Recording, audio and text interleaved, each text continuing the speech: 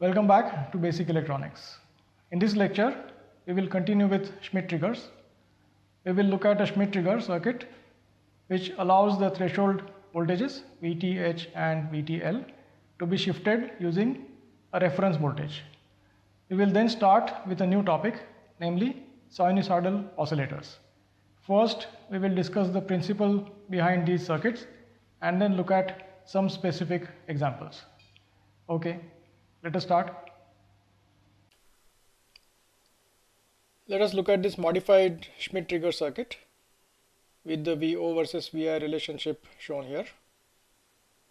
Essentially, it's an inverting Schmitt trigger, but here the VTL and VTH are not symmetrically placed around Vi equal to 0. They have been shifted along the Vi axis, and this shift depends on this reference voltage, as we will find out.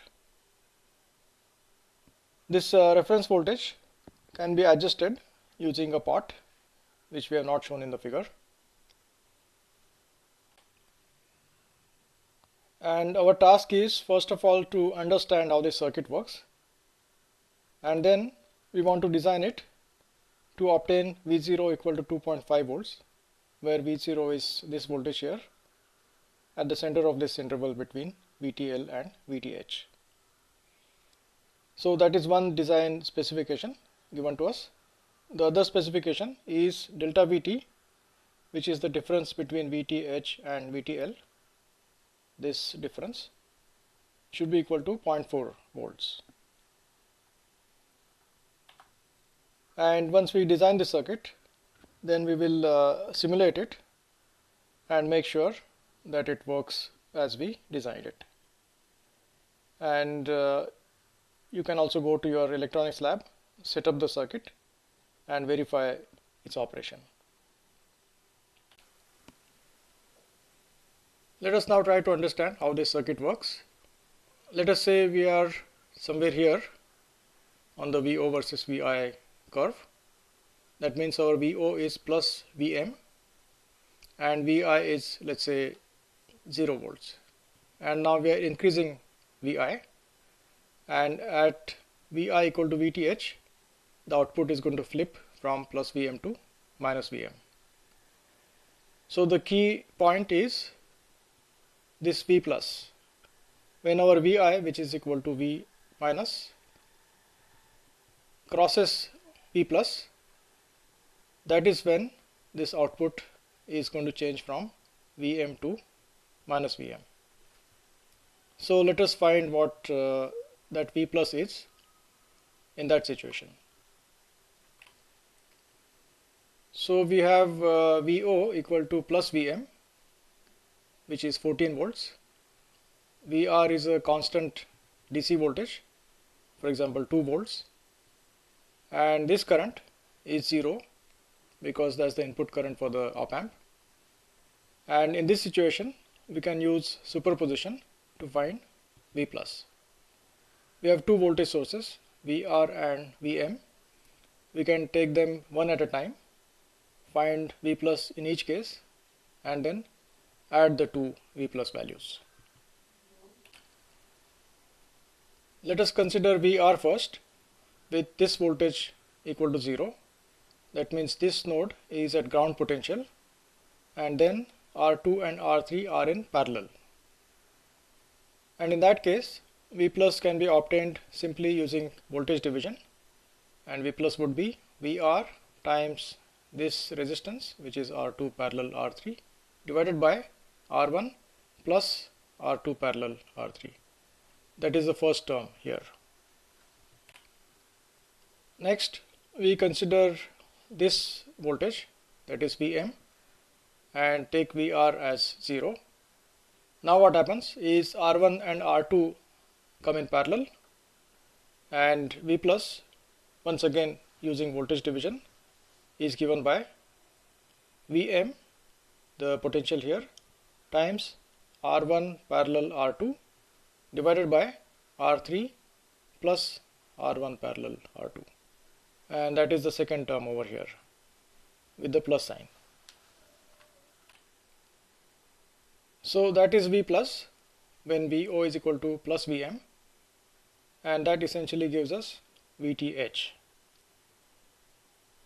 Similarly, when we are here, VO is minus VM, and now V plus is the same expression with a minus sign here, and that gives us VTL. And now let us look at the specs that we have been given.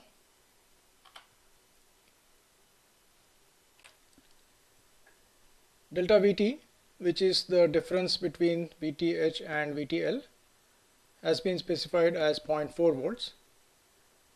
And when we subtract VTL from VTH, this term drops out and we get 2 times VM times this voltage division factor. So that should be equal to 0.4 volts, and that is our first condition. The second specification is that V0 should be equal to 2.5 volts. What is V0? It is nothing but VTL plus VTH divided by 2, and when we add VTL and VTH, this second term drops out, because in VTL we have a minus sign here, and in VTH we have a plus sign here. So what we get then is VR times R2 parallel R3 divided by R2 parallel R3 plus R1 equal to 2.5 volts. So let us now use these two conditions to design our circuit. For delta VT to be 0.4 volts, we want this quantity to be 0.4. Vm is already known, that is the same as Vsat for the op amp, given to be 14 volts. So we should now select suitable resistance values so that this fraction multiplied by 2 Vsat gives us 0.4. Let us make a choice here. Let R1 and R2 be equal, and let us call that R, and let that be 5K.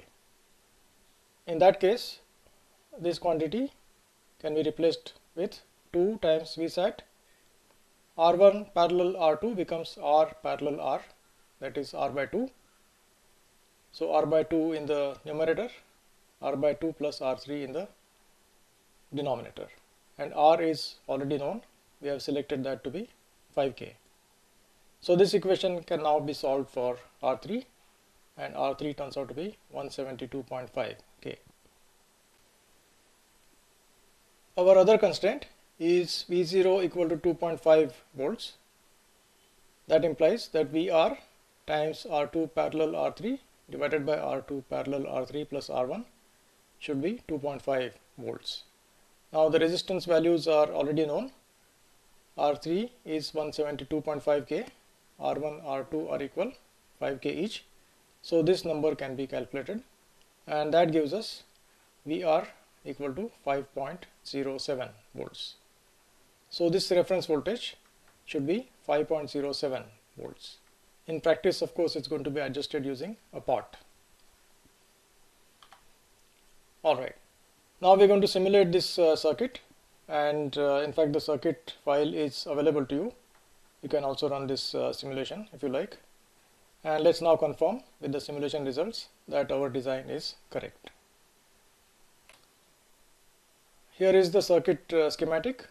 We have R1 equal to R2 equal to 5K, R3 is 172.5 K, and VR, the reference voltage, is 5.07 volts. As input, we have applied a sinusoidal voltage here, and let us now look at the results. So this is the input voltage, and that is the output voltage. So the output voltage is plus 14 volts here, that is plus Vsat. Then it changes to minus 14, that is minus Vsat, and then back to plus Vsat. This is the VO versus VI plot. This is our VTL, that is 2.3 volts. This is our VTH 2.7 volts. And we now need to check two things. One, delta VT, that is the difference between VTH and VTL, should be 0.4 volts. This is 2.7, this is 2.3, so the difference is indeed 0.4 volts. Second, the center of this interval, which we have called as V0, should be 2.5 volts, and that is also observed over here. So that shows that our design is correct. We will now look at sinusoidal oscillators which produce sinusoidal output voltages, and we begin with an amplifier with feedback as shown in this picture. Here is an amplifier. Its input is Xi prime, its gain is A, so the output is A times Xi prime. And let us remember that all of these quantities Xi prime, Xi, Xf, Xo are phasors. Alright, now this is our output, so Xo is equal to A times Xi prime, and part of this Xo, namely beta times Xo, is fed back here as Xf. So Xf is beta times Xo. That gets added to the amplifier input Xi, and that produces Xi prime. So Xi prime is Xi plus Xf, because we have this plus signs here. So that completes the picture, and let us now look at how Xo and Xi are related. Let us start with Xo, which is A times Xi prime. What is Xi prime? It is Xi plus Xf, so we put that here. And Xf is beta times Xo, so we substitute that over here and finally end up with A times Xi plus A beta times Xo. Now this term, which contains Xo, can be taken to this other side, and then that gives us a relationship between Xo and Xi. And the ratio of Xo and Xi is called AF, that is the amplifier gain with feedback, and that is given by A divided by 1 minus A beta. It simply follows from this equation here. Since A and beta will generally vary with omega, we rewrite AF as a function of j omega to indicate that it is a function of omega, equal to A of j omega, the amplifier gain, divided by 1 minus A of j omega times beta of j omega. This network is frequency sensitive, so it definitely has a frequency dependence, and that is denoted by this beta as a function of j omega. Now what happens if A times beta becomes 1? The denominator will become equal to 0, and then AF will tend to infinity. And then what happens? Then we get a finite Xo, which is equal to AF times Xi, even if Xi is very, very small or 0 in the limiting case. So we are getting an output even without supplying an input. In other words, we can remove Xi, so this part can be removed altogether, and still get a non-zero Xo. And that is the basic principle behind sinusoidal oscillators. What is the condition for oscillation? We should remember that is A times beta at the frequency of oscillation should be equal to 1. Okay, so let us make some important points. The condition A times beta equal to 1 for the circuit to oscillate spontaneously, that is without any input, is known as the Barkhausen criterion.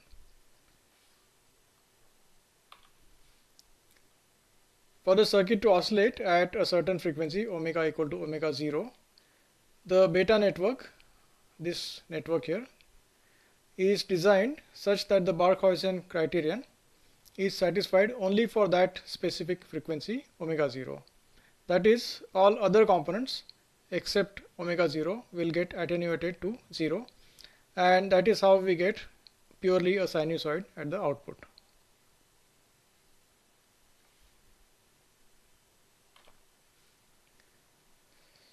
So the output XO will therefore have a frequency omega 0, or if you want it in hertz, then it's omega 0 by 2 pi. But we haven't really said anything about the amplitude. So that is the next question we want to address.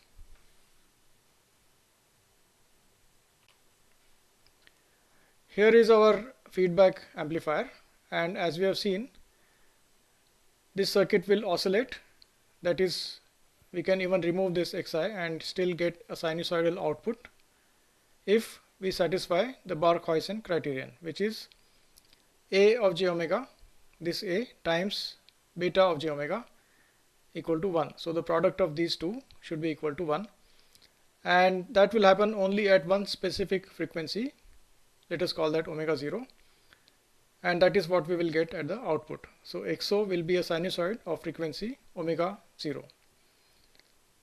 But we have not said anything about the amplitude, and let us discuss that now. Here is a block diagram which illustrates how we can limit the amplitude of the oscillations. And notice that we are not showing Xi in this block diagram. We assume that the Bark-Huijsen criterion has been met, the circuit is oscillating freely, and therefore an input voltage is not required. So that is 0, and Xf, which is equal to beta XO, is connected directly to the amplifier, like that. Alright. A gain limiting mechanism is required to limit the amplitude of the oscillations. Here is a schematic diagram showing gain limiting. What do we have here? We have VO versus VI relationship indicated in this graph. Let's say this is our VI and that is our VO. In the central part, we have a slope of 1, and here the slope is smaller. So what it means is, if the amplitude becomes large, then it tries to reduce the output voltage. In practice, these are not implemented separately sometimes, and we might see that these two are combined. But as a schematic representation, this is adequate for us.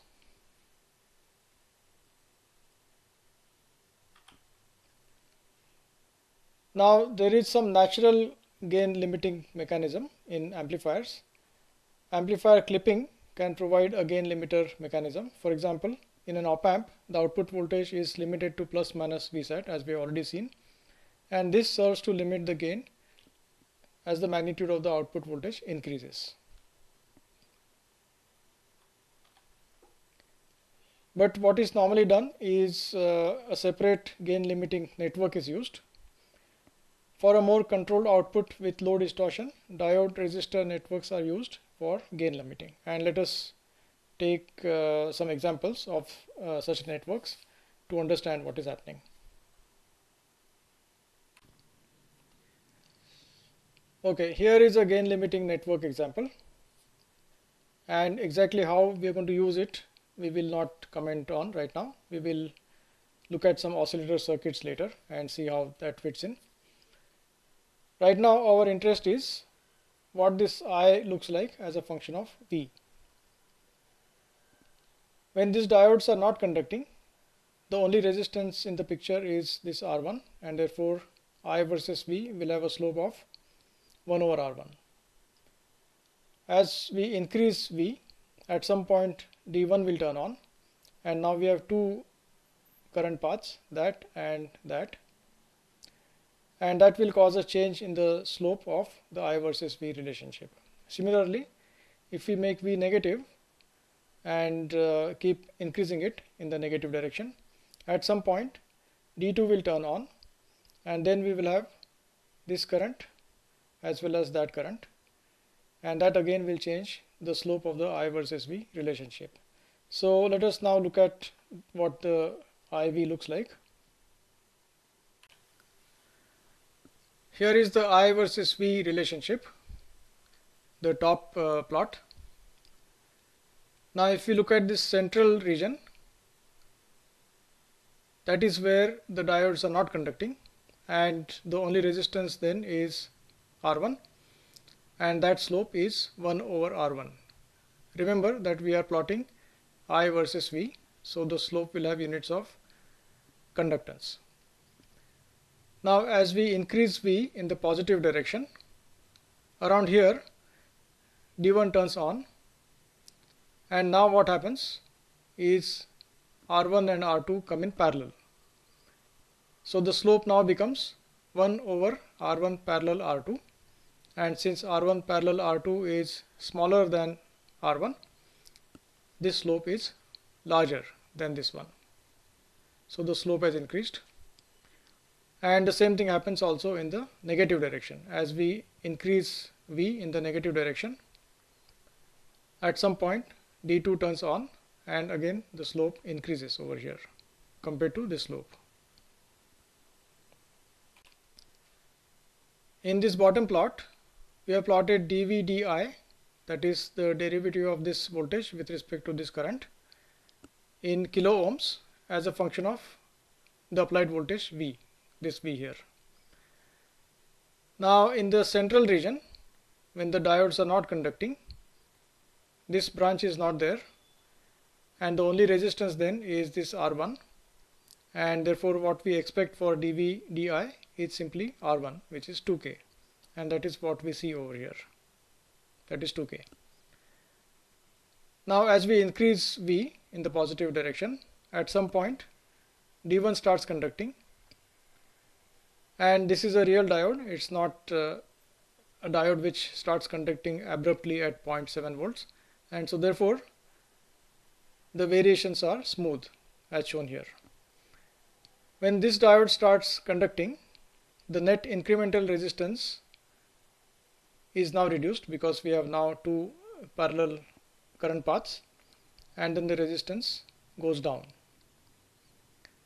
Eventually what happens is the diode is conducting so heavily that its own resistance is very small, 0, and then all we see is R1 and R2 in parallel, and that is what we can see over here.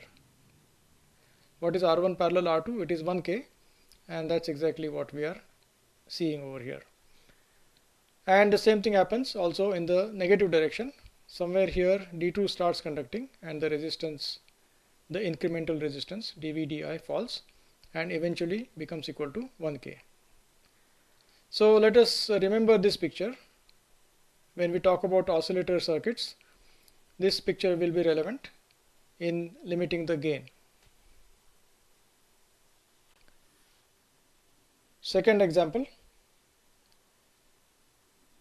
we have two diodes here, T and D prime, and we want to look at how this current I varies as a function of this voltage. This VCC is a power supply equal to 15 volts, minus VEE is minus 15 volts, and the resistance values are indicated here in the figure. Alright, now the way this circuit works is for small voltages, neither D is on nor D prime is on, and the only resistance in the circuit is this R here, and that is our conduction path. And when D prime and D are both off, this node is at 15 divided by 75 times VCC with respect to this node here, simply by voltage division. Let's say we are taking this as reference or ground. With respect to that ground, this node voltage is 3 volts when D prime is not conducting. Now if we keep increasing V, at some point this voltage will become larger than 3 volts, and it will become 3 plus V on of this diode, and now the diode will start conducting. And now some additional resistors are coming in parallel with R, and the net resistance will then go down. So that is roughly how this circuit works. And similarly, when we increase V in the negative direction, at some point this diode D turns on, and once again the slope of the I versus V relationship changes. Here is the current versus voltage plot, the top one. In this central region, D and D prime are both off, and the only resistance in the circuit is then this 20K, and therefore this slope is 1 over 20K. At this point, D prime turns on, and that is between 3 volts and 4 volts as we expect. Now there is this additional current path, and therefore the net resistance goes down, and therefore the slope, which goes as 1 over R, increases. The same thing happens in the reverse direction. Somewhere here D turns on and the slope increases. And in fact, when we were looking at diode circuits, we have seen circuits like this, and you should be able to actually find out what this I versus V should look like theoretically. And in that calculation, we can treat this D prime and D to be ideal diodes with a turn on voltage of, let's say, 0.6 volts or 0.7 volts, and you should be able to calculate all of these slopes. Alright, now dVdi in kilo ohms is shown in this bottom plot as a function of the applied voltage V. In this central region, since R is the only resistance in the picture, we get dVdi equal to R, which is 20K. That is what we see here. As D prime starts conducting, the resistance starts going down, and when D prime conducts sufficiently strongly, finally what happens is this 20K, 15K and 60K, they all come in parallel, and that gives us this resistance here, and that turns out to be something like 7.6K or so. And the same thing happens also in the negative direction. Here D turns on, and then finally 20K, 15K and 60K come in parallel, and that gives us this resistance value here.